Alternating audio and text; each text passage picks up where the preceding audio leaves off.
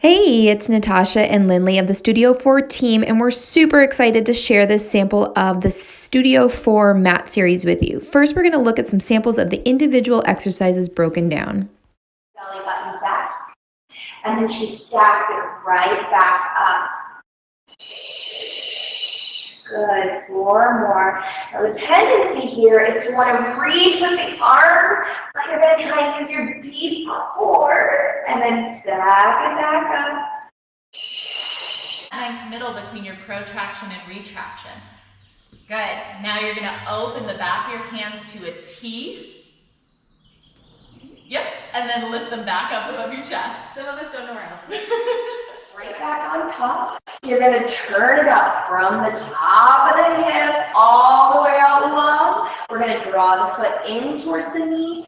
From the knee, lengthen long, flex to lower, pull in, reach out and lower. That's fine. We all have one, and reach it out and long out.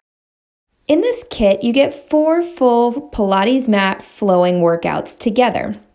You have the option at the end of each week to just do small chunks that you've worked on the exercises for that week, or you can string it all together for a full body workout and join us for a 30-minute Pilates mat flow.